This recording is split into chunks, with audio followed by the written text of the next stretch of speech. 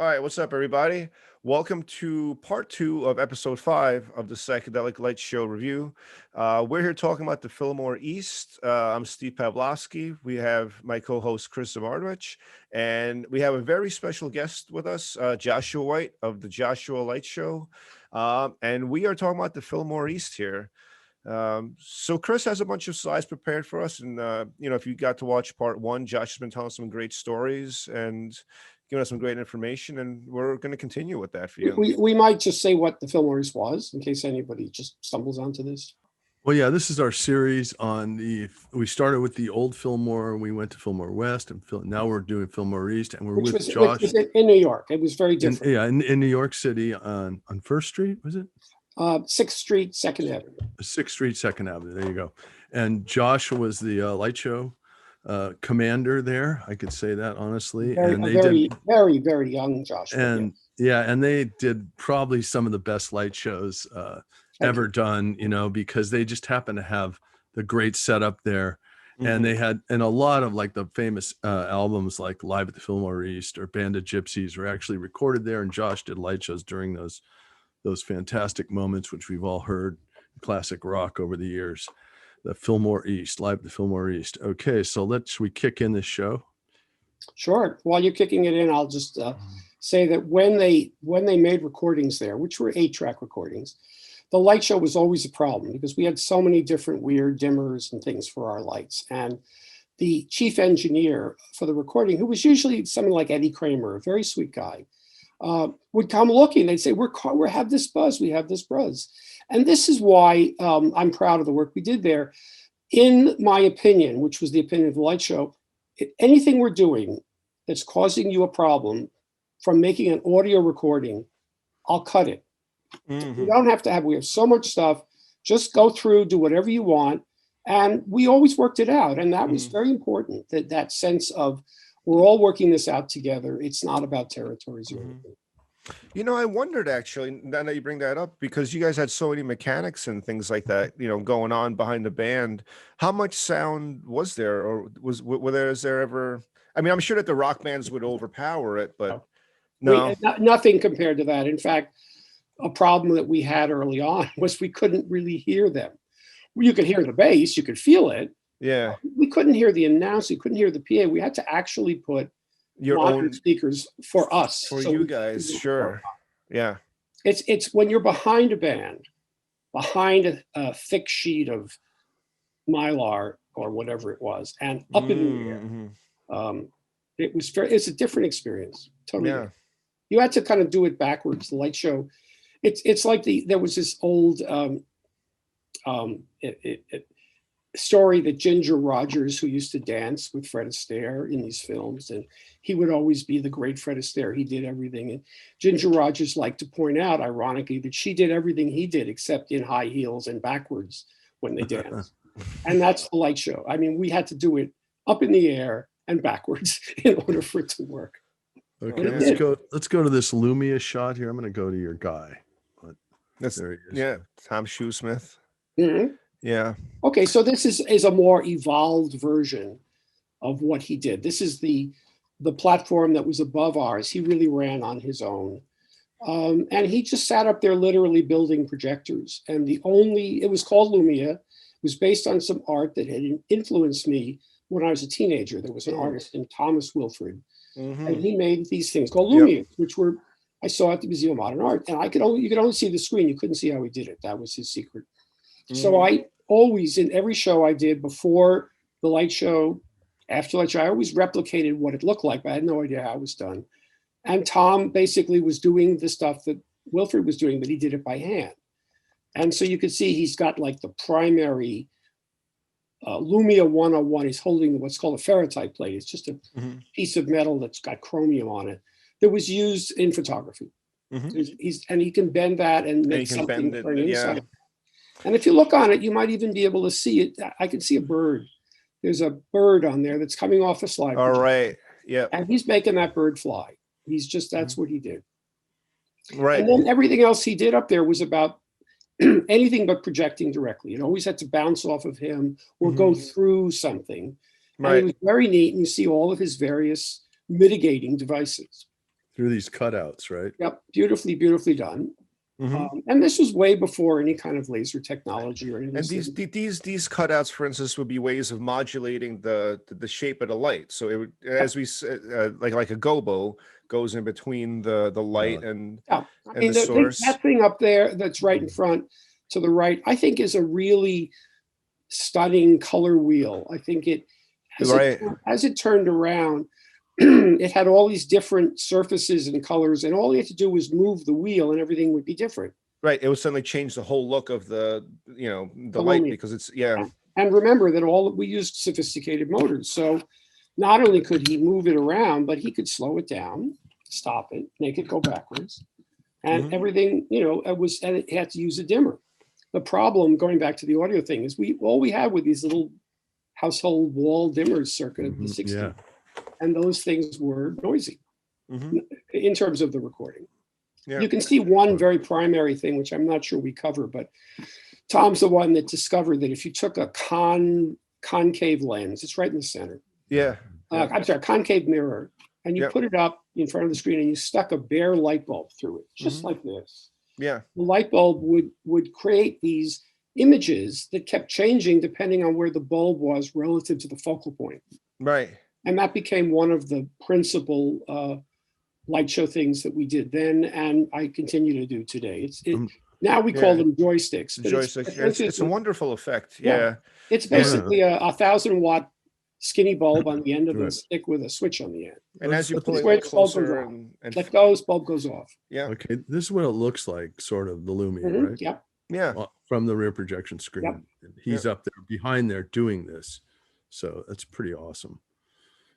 A really unique look that no other light show had, especially West Coast. We didn't have the option. Well, you couldn't. I mean, first of all, we're behind the screen. Yeah, Yeah. it works better with rear Second of all, we're up in projection. the air. We're off. We're out of people's way. Mhm. Third, we're compensated appropriately, and we're there all the time. Mhm. Right. We all know that that's how things get better. Yeah. It's also how things get completely out of control. But initially, we just got better. But that was one of the real benefits of you guys working at the Fillmore East is that you had a permanent setup 24/7. You had access to the venue whenever you wanted That's to, which is unlike some of the other venues where you would have multiple venues in a city like San Francisco, and the light shows would, maybe if you're lucky, load in on Thursday, load out on Sunday, but you'd still have to constantly move all this specialized delicate gear back and forth. And just moving that stuff alone and setting it up and plugging it in before and every show is a lot of work, but you guys were able to save yourself that work and It continue was all, building on we it. just locked it up in cabinets. Yeah. Also, it's very important to just emphasize here that one of the things that drove us was that we had already formed before the Fillmore opened. And when the Fillmore opened, we were treated with great respect. And that was important because it's hard. Sometimes light shows are like the poor cousin of everything else. And I've tried to overcome that, but Tell me about it. it's never been like it was then. It's always Right. always a problem. But we got to do it. And the more I can communicate it, the better. There's Right. nothing that tells me they can't. Oh, wow. And for those There's- who want to see some really good Lumia, There it is. yeah, that's beautiful. Now, Yeah, by this point, this is a modernish picture. Yeah, That's it's a still modern. thing I just that- wanted to show it because it's yeah, so beautiful. but Yeah. I'll point out that the Lumia, we couldn't evolve it the way Tom had in terms of him having his own kingdom up in the air. We really had to be on the ground, Mhm. Oh, But what we did is certainly in the last 15 years is the Lumia artists sit on the ground, but there's more than one, there's three.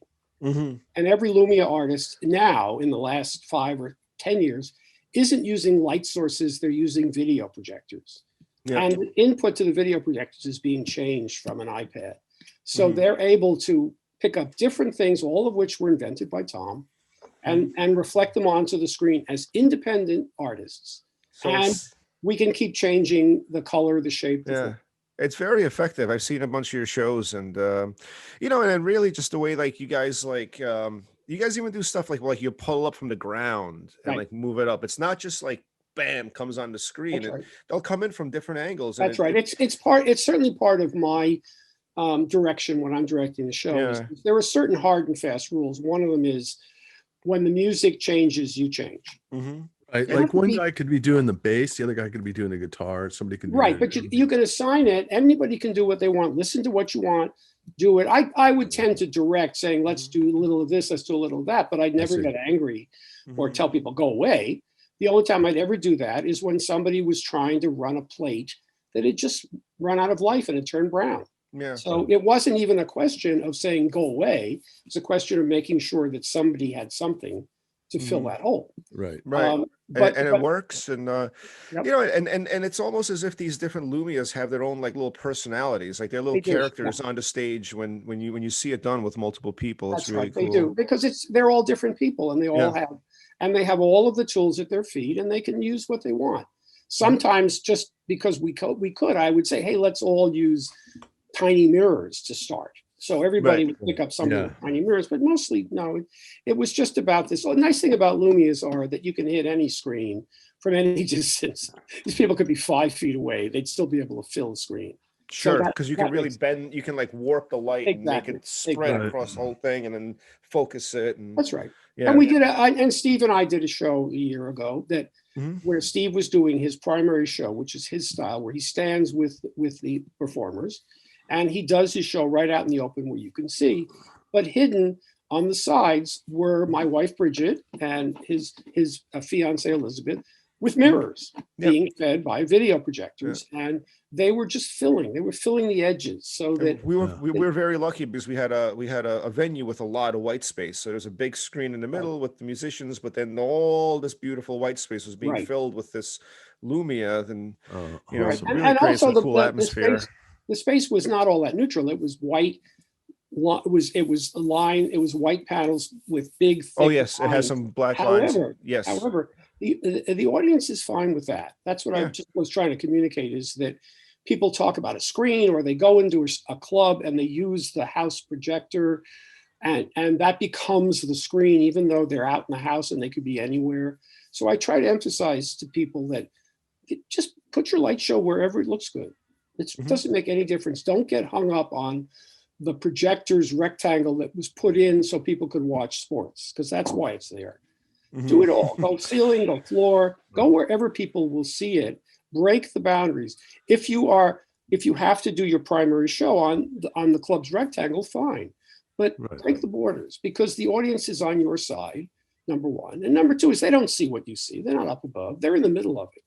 Mhm. So they see what they see. And that's very important for light shows to remember. Don't get hung up. Okay, let's get back to Fillmore East, guys, and here we go to. I guess this is the slide projectors on this side. and you Yeah, have- this is a good picture. This is the light show further down the line after more than 2 years. This is an They've evolved version. I've moved on by this point, but so they rearranged some of the equipment. But the important thing is that the basics, if you look, there's a strip of lights in the front, theatrical lights. Here, right there. Right there, there they are.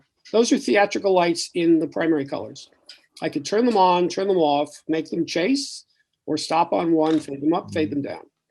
And what that gave me was a pure wash of any color on the screen, because with the primaries, you can have any color you want. Below them are those cylinders. Those are the ultra blue lights. Mm, just that we beautiful. mentioned before. Right We there. Yeah. we didn't have to make them that beautifully, but these guys just took Yeah, they aluminum are. tubing and made lights. Yeah. I love them. I wish I had one of those. And then up above it is all the same stuff. It's the same big overheads. The film has moved more into the center because the person who took over my job eventually was a very good guy named Alan Arkish. And That's him Alan right there. was a filmmaker. He'd studied film at NYU. He mixed a light show, which he was more than qualified for. And then he went on to Hollywood, worked for Roger Corman, and made some of the great rock and roll films. Oh, cool. So clearly he's showing more films and more film loops. I did as much as I could. I made them, but I didn't see the show, so I don't know. But you can see same projectors, same motors, same wheels. I don't think you have a picture of it here, but I have seen pictures that eventually you guys did get a video projector in house too, as well. Yes, we And did did. a sort of iMag. I think I saw a picture of Janice. Yeah, or I somebody forwarded that one, was- but I don't know if Chris put it in. But basically, the sound guy, Bill Hanley, who was literally number one. Of the famous, and who was the sound man at Woodstock? Who was the sound man at Woodstock? Yeah. Where the one thing that didn't fail was the sound. He was like me. He liked to experiment and try things out, and he became interested in providing video projection for concerts and things. And we kind of knew it was going in that place. And he bought a primitive, rather dim, but state of the art at the time, black and white projector. We stuck it up on Tom's platform. Yeah. We had 2 camera guys in the audience, and it put up a kind of pathetic picture, but it didn't make any difference because the audience had never seen anything like it. Oh yeah. And this is live video of Janice, totally right? live, Behind and we her, could which fill is- yeah. we could fill with light show. So Right. it just became like another slide projector, but this one was different, and it impressed the hell out of me. And I brought a bigger system to Woodstock, which failed unfortunately because of a whole other set of problems. Many issues there. Yeah. Right. And when I left the Fillmore to go off and do something else, it was video projection, Right. which was still very primitive, but that's what I did for a couple of years. Right. You called it Joshua Television, right? Yeah, well, I was trying to cash in on use the cachet. Okay, let's move on to these slides here. We got a couple slide shots, which I'm interested in. How Oh you yeah. did those. Yeah. I mean, you got the whole screen covered with slides, and Yep. it looks This like is- a film loop in the middle. Exactly. Both of them. This is a perfect example. We are filling the screen with random slides from the 8-slide projectors, and color wheels are spinning, and they're just great. And in the middle is a film loop that I had made. Mhm. And on the right is the same thing. Mhm. Yeah. The band is Blue Cheer. Oh, That's yeah, a Blue- sparkler. Blue Cheer was legendary for being the loudest band in the world. And you'll notice there's only 2 electrified instruments. Look at the Marshall amps. Oh Well, God. they're the original heavy band, and maybe even the original heavy metal band. Yep. Uh-huh. But we didn't have to do much. We didn't have to rise to their level of sound and performance. And they were okay band. We didn't have any problem with them. They just were loud. Didn't bother us. We were behind them. But we realized, so I kind of knew it, but we understood that it's not about keeping up. And that's a mistake that a lot of lighting does now. They lights, and then they have to have smokes. You can see the lights, and they have to have lasers. You know, it's not really necessary. You could do it, but we learned that you didn't have to rise to the level visually. You didn't have to rise to the band, especially a band like Blue Cheer, which was okay, but they weren't the Who. You know, so, Right. It's okay to be understated as the light show, especially when the band is right.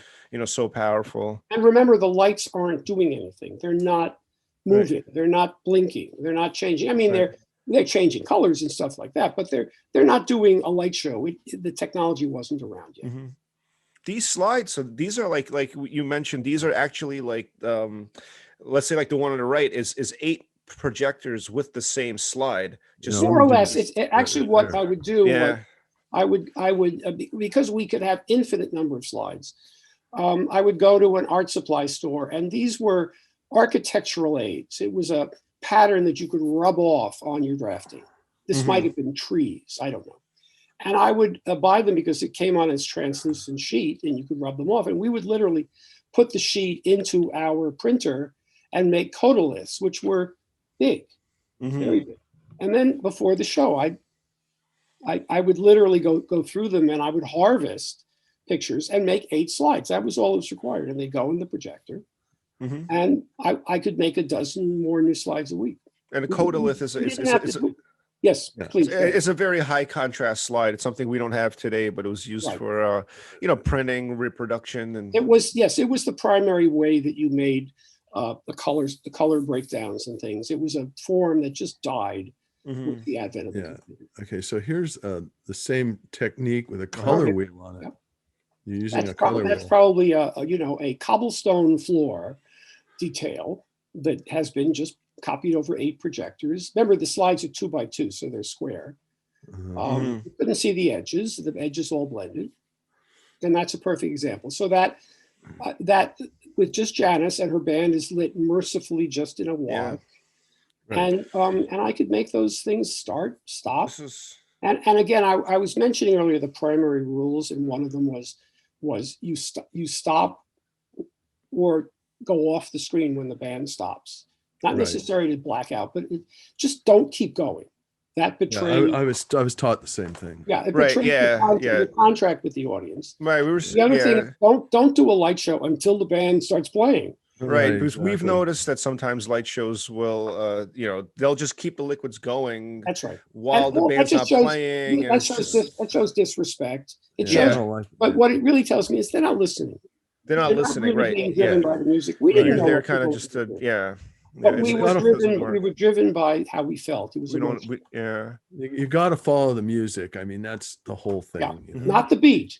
Beat's not necessary. Uh, It's you have to listen to the music. What is the music telling you? Well, definitely the feeling and the emotion of it. You certainly have to follow. or like when I'm calling lights, if I'm doing this Janice show right now, she's singing. When she sings, I fade out her light and she goes in the red wash. And maybe the guitar player I pick up when he's doing a solo, with the spot. So Right. you're following each person as they're doing their Right. thing. That's Right. that's the basic of lighting 101. Okay. And I just remembered you have to be in the moment, as the actors say. And regarding this picture, I just realized we have a connection with this picture. When your Oh, yeah. 50th anniversary article, Joshua, that they wrote about you in Rolling Stone, they also interviewed Chris and I as the other two artists on it. So this is yeah. I was just reminded of that. And The I three was of very us. happy about that because Rolling Stone sort of began when we began, and we used to put their name up and say follow Rolling Stone. But they were very San Francisco then, and they didn't pay any attention to us. We really never Really? made Rolling Stone. Oh wow. So it was kind of an odd, but it was getting started, and San Francisco is small. It's Oh, yeah. certainly It's small, hard to get press as a light show. Let me tell you. Yeah. Oh but- God, yeah. So to get it 50 years later, Yeah. Better than That's nothing. cool. Oh yeah, we all And- got it. So I was proud of that. Okay. Yeah. Here's the Doors with your light show. yes. Oh yeah. That's a And that's great again liquid. very early in the run, so you can see how the light show is plugging away there to just Yeah. fill those two circles, which weren't any bigger than, let's say, maybe 10 by 10, 12 inches. They were fine for the Doors, and it worked fine. Nobody complained. But Bill Graham said, if you could make it bigger. Yeah, let's go to this one. And I said, we're going to work on it, Bill. If you look on the left, that's like 3 So weeks. this after- isn't early. So this is an early Joshua Light Show. Very early. Yeah, very early. Right. You guys still hadn't really been figured out how to quite fill the screen yet. No. I mean, No. yeah. But we're trying. And Bill asked, and Bill was, he didn't do whimsy. He was looking at the whole show, which is not something promoters really had done before that. But he Right. wanted to be an entrepreneur, and an entrepreneur pays attention to details, and they weren't nagging details. So when he wanted something, if it cost money, like the film projector. he So paid. I understood working with him was also a good experience for you, that he treated you respectfully. Yeah, no, and- whatever happened with Bill and his world after that, he was always nice to me. He was always nice to my late wife.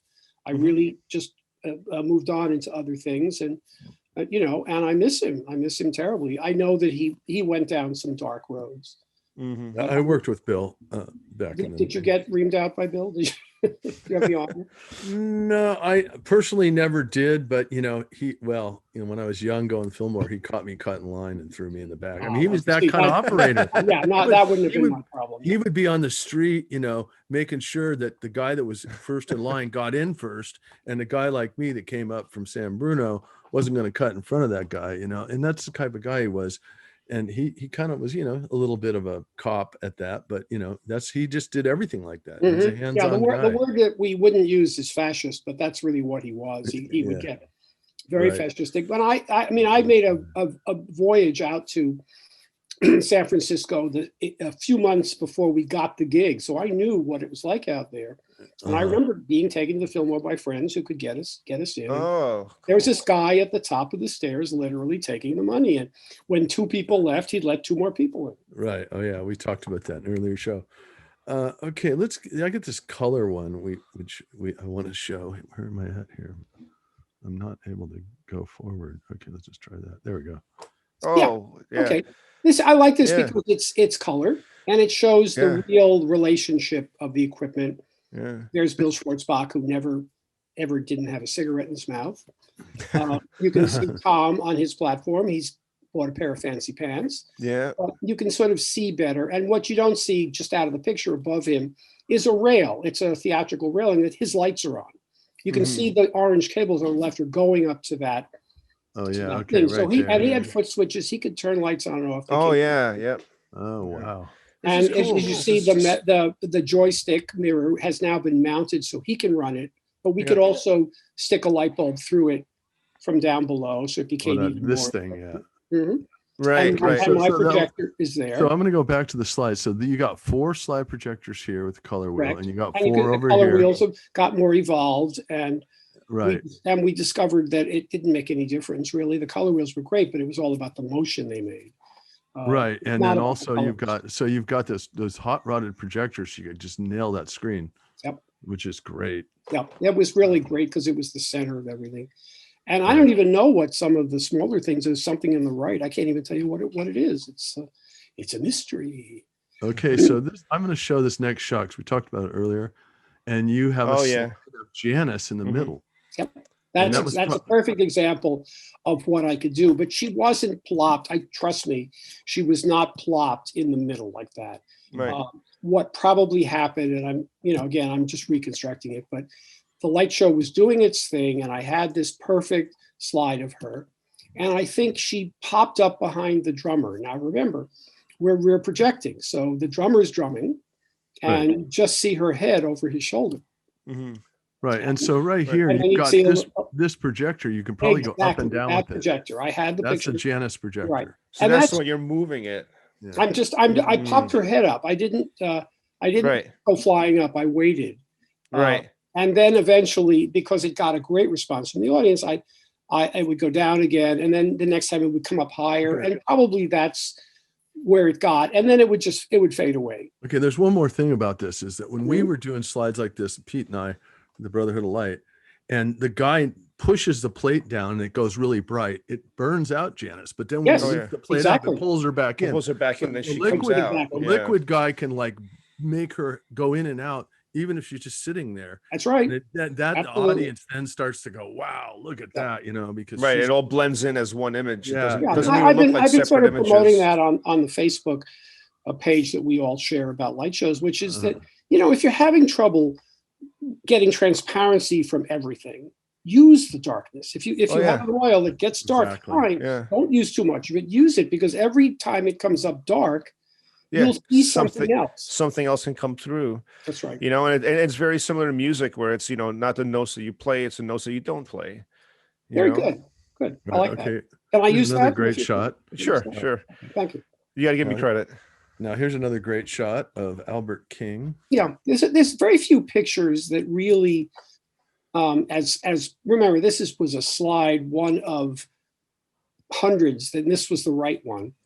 I particularly had a weakness for the blues players because they were all great and they were totally authentic, and they were the opening act, which Right. meant that on the day we come to the Fillmore on a Friday, by the time we got down there, they were finishing the sound check. And as traditional, the last act for the sound check is the first act to go on. So I would always set up and look forward to Albert King, B.B. King, Buddy Guy was just like the best because they had a certain rhythm and we were putting everything together Mhm. to that rhythm. Also, Albert King was particularly important. He's literally the first person that stepped out on the stage of the Fillmore. First- Oh, wow. Oh, right. Yeah. He opened it up on that Yeah. bill. Yeah. And okay.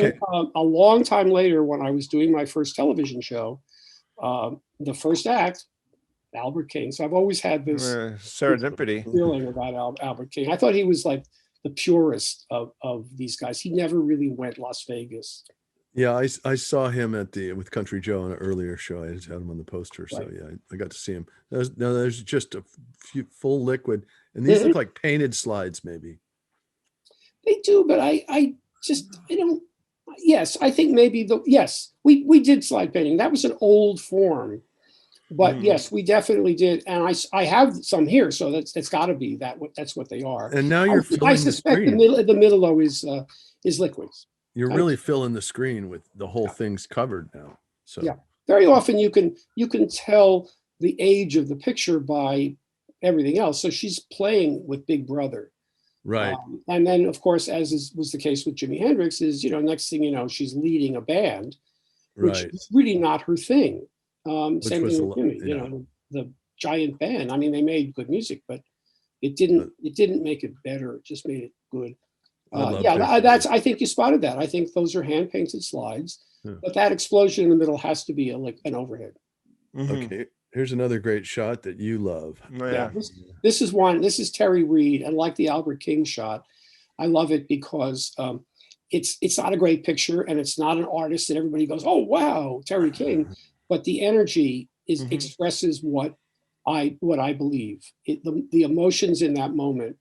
And I think I mentioned this to you guys personally, is that I got a lot of grief from this over the years because I chose that as one of 4 or 5 major pictures because, hey man, it's got green in it. People hate green. Don't have Yeah. any green. Don't be putting green up on the screen. I don't know why we Yeah, did. I've told you guys I've had my own troubles with green. I've been yelled at from the stage to turn off the green. So Turn off the green. yeah. So And of course, from a light show point of view, every foot candle that comes out is important. And green and yellow are 2 of the colors that absolutely book. I mean, they come out.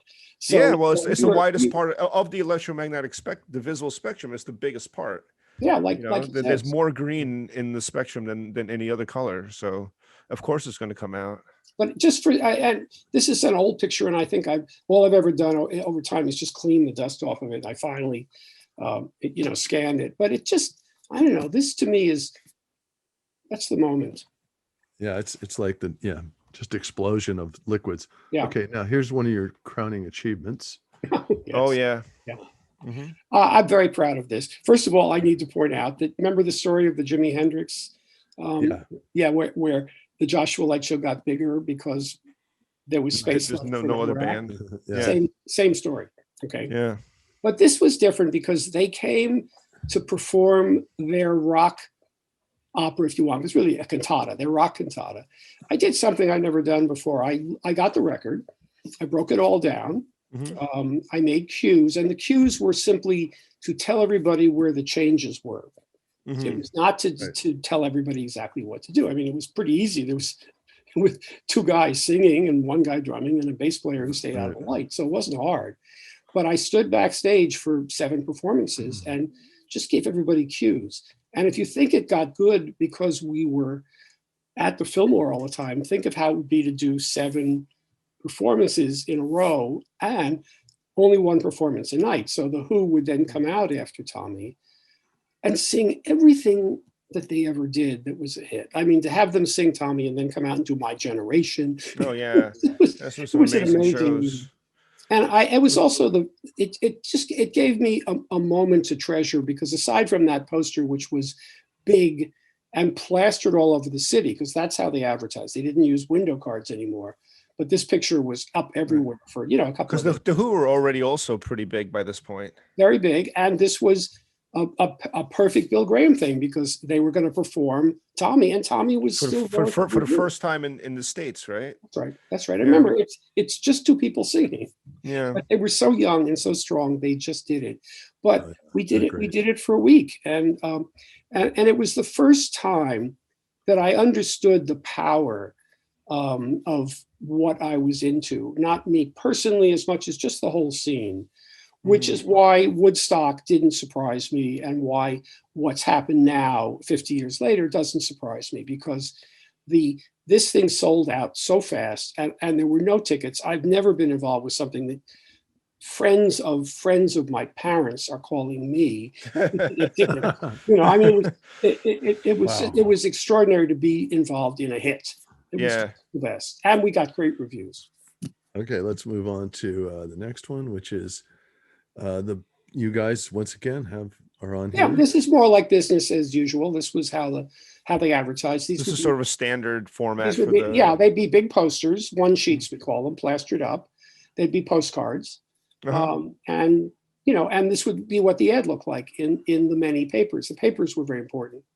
Yeah, and unlike the San Francisco, which still kept the psychedelic posters going. Right. Right. And right. you were saying, Chris, I think in our other episodes that you also received the poster with each show, right? Yeah, we would get when you walked out of the Fillmore, you would get the next week. Oh, you get the next week advertised to you. This is So nowadays. Okay, now, and I didn't really make that clear in that interview we did. Nowadays, they give you the one from the sold out post, the show you went to. Like, let's say it was the Dead was playing, and you get a Dead poster, because it's sold out, right? yeah, But those days he was advertising for the next week. Of course, Right. think of Bill as a smart businessman, so that's what he did. Now I don't No, know. Did they we give just- away these? They were just well, you could have them if you want. I had one, but I didn't want to keep this giant thing, and Right. I was really surprised. I sold it, for hundreds and hundreds of dollars to a collector. I had a bunch of Fillmore posters, but they helped me sort of survive lean times in the 80s. I could sell them off. We had a store that sold the posters, so I kept the things that were the most important to me. But over time, I've given them away or sold them. Mm-hmm. All Because right. the original Fillmore posters, especially that Hendrix one, were Oh yeah. we Oh, only yeah. made so many. Right. It's Right. worth a fortune. Okay, let's go to your heavy crew here. This is your solid. This is my crew. long-running crew. Finally, Jim's and Jane went on to do other things, and I brought in Lois Zellman. She was working with a collective group, which was not uncommon in those days. It would be a group. They'd live together and they'd have a light show. Actually, kind of like what it is now. And Lois was part of the group Image Light Show. And I just needed to have another person. So I called her up, and she had just been accepted to Syracuse as a freshman. But she was really good. And she'd fly in on Friday night, do 2 shows, and then I would take her to the airport on Saturday after the show, because it was LaGuardia, so it was close. And then I go home. Right. She was right. 17. And we've been friends ever since. But she was really good because she brought the whole light show aesthetic with her. And Bill and Cecily were a couple. And Cecily just she began to do overhead, and then she just took on really important functions. Mm-hmm. Plate washing probably too. No, actually, that would be somebody else. Okay. We started Okay. when we opened. I don't know whether you have the opening night picture. I think you showed it. There was a young woman who lived in the East Village named Stephanie. And Stephanie just picked us up one day. She just said, "What are you guys doing?" And she started to help us. And she was so cute and so clever. And she had been a student at SVA, and now she was working. But she'd have the little hat and the mini skirt. But she'd help us. By the time we opened, we said, she's got to be part of the show, but we didn't have anything for her to do. So she became the official dishwasher of the Okay. show, which was Yeah. an important job. And she was on the program, on the billing, everything. She was an equal member of the group. And when she left to go follow her dream in California, we replaced her with an electric dishwasher. Oh yeah, Okay. I think you mentioned this, that you at one point went on tour and you actually took a electric dishwasher with you. Oh man, when on I would tour. tour with these guys, I mean, they would bring. I mean, we went to Europe. That's something else. They brought stage weights. They brought Huh. the dishwasher. They brought, and you had to say yes. I mean, what am I going to say? No. So we just literally took every last little. Wow, that's great. Yeah, I still have this case full of sandbags in one of my storages. Mhm. I needed for my stretch screens, that I Yep. brought with the Allman Brothers, but then they shipped them home to me. All right, so let's go. This is going to be modern day. Yep. And Josh and myself, you can't see us, we're back here, and we mix this show together. Oh, And it's Allman Betts Band at the Beacon Theater, which is kind of like the Fillmore East now Mhm. of New York City. And that was a lot of fun, huh, Josh? I was very honored. I mean, Chris pursued me to do it. We've been friends for years, but he said, "You got to come and do this with me." And I said, "I'm there." And I was there. And he gave me a computer with certain pictures on it. And I pre-mixed stuff. He's the lead, so I passed things to him. And he made a great light show, And what was interesting was a couple of things. One is that screen was from their projector, your projector, Chris, right? So Yeah, mine, yeah, you correct. toured that projector. So that's Yeah. why it appears to be small, but that little thing's kicking ass. And Right. and I think you also had control over the lighting to the degree. You seem to be the boss, actually. You seem Yeah, to be the I person do. who I was on does that. headsets with the lighting You're guy. on Yeah. headsets, yeah. So it always looked good. I mean, and I don't remember your friend's name, but his pictures were great. It's just, Oh yeah, so proud. Derek McCabe took these. And this Okay, this is so recent. This is maybe a year, Yeah. well, about 2 years uh, ago, right? it was in December. It was what, December 30th or something of 19, last yeah, year. it was 2019. No, 19. 19, right? Right. Okay, Yeah. so here Right. we are. This is a Had a great great time. shot that And Josh. there we are. See how nice Oh, we there you look? go. Yep, there you go. The 2019. two of us clean up really good. Yeah. But anyway, we're trying to keep it analog, so I'm going to move on. But I just thought I'd throw that in there. Yeah. For But the fun thing of it. is, and this is important to make to anybody who's watching this, the material, the things that were going up on the screen, and that was the only way to do it. There was I played the Beacon. It's a shitty stage house. Yeah. With the light show, and there's no room in the balcony. They're going to sell it anyway. You have no choice. It's got to be video. But Chris's stuff was analog, not everything, but it was sourced from analog ideas. I was very comfortable with it. And if that's the way it is, then that's the way it is. Well, I'm following tradition of what I learned doing light shows for 50 years.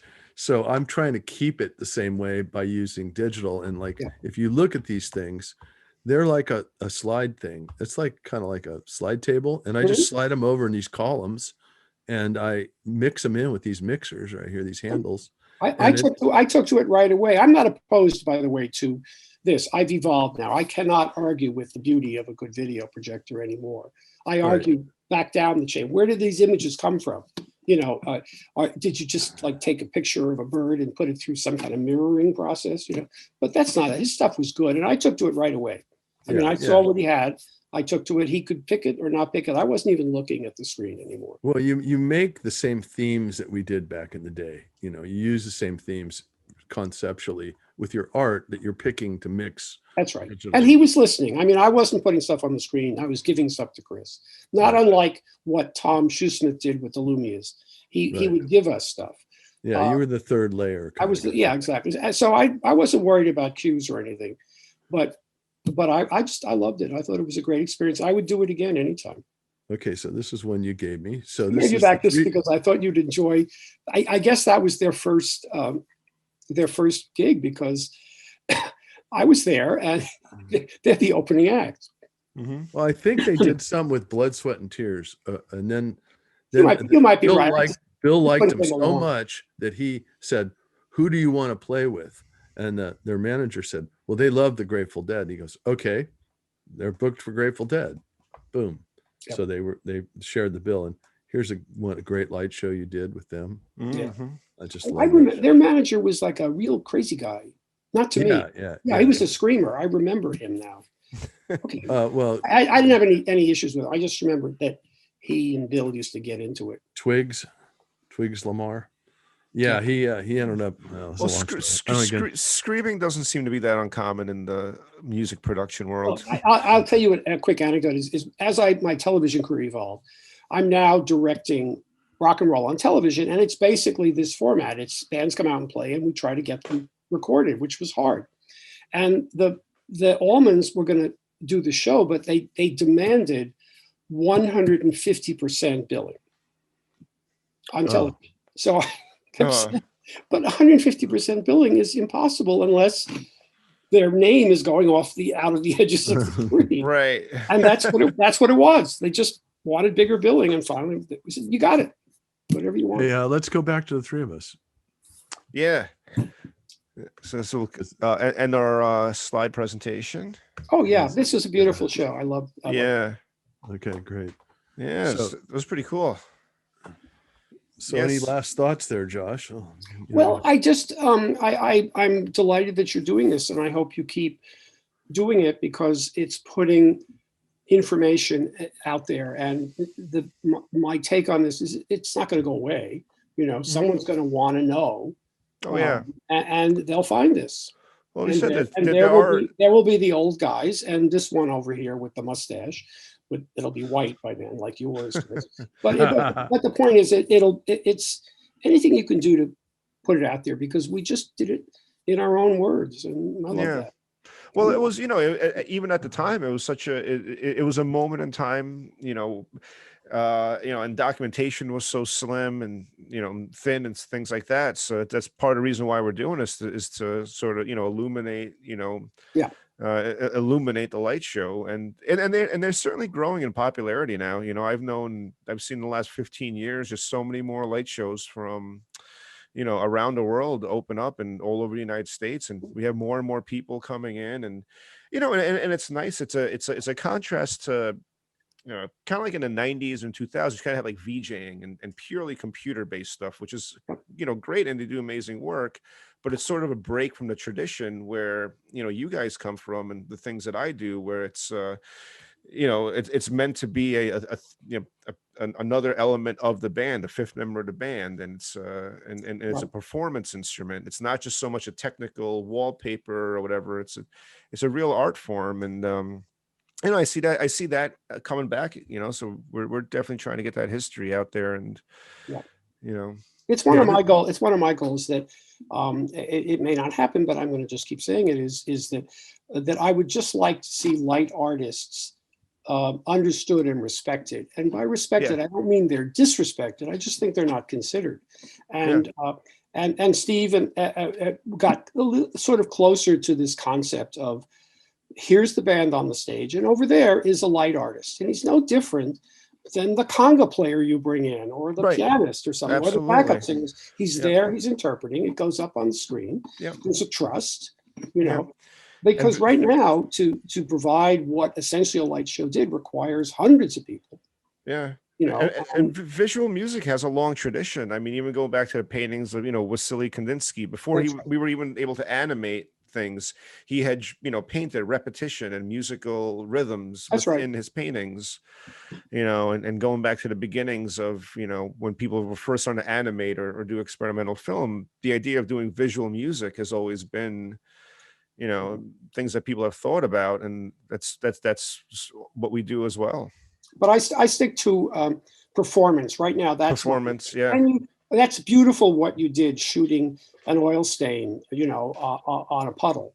But can you perform that?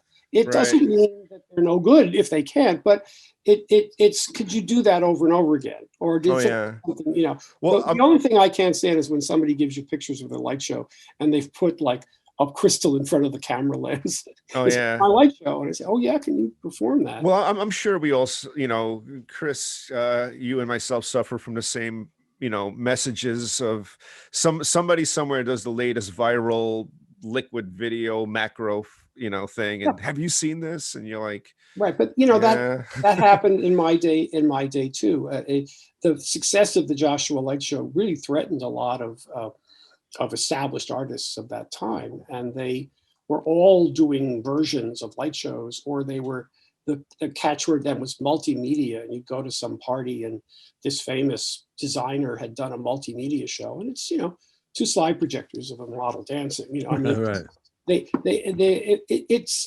there's always going to be that. There's always going to be crap. I mean, right, I happen to like the music of Daft Punk, but the scale of what they had to do in order to be Daft Punk, in order to be recorded as Daft Punk, was extraordinary. It's two guys, scratching. I mean, bottom line, whatever they were actually doing, but the iconography of it was bizarre, mhm, bizarre. I just happen to Well, like hey, it. the series of this show has been, I've been collecting pictures of all these venues and, for years. Obviously, you could tell I was prepared with your slideshow. And so, the whole idea was, hey, let's show these people on the websites and this growing audience that we have of like 5,000 people that are supposedly on our websites and things. Uh, let's show them the history, and I know that Steve is really interested in the history. So when we got together, it just naturally happened. Like, let's do a show. And now we're on yeah, our fifth show, yeah, and really it's going to be our yeah. seventh. We'll probably break it Eight, a week. yeah. Well, It'll eighth. be the Technically, eighth it's our eighth episode. because episode 2 is in 2 Yeah, parts as well. yeah.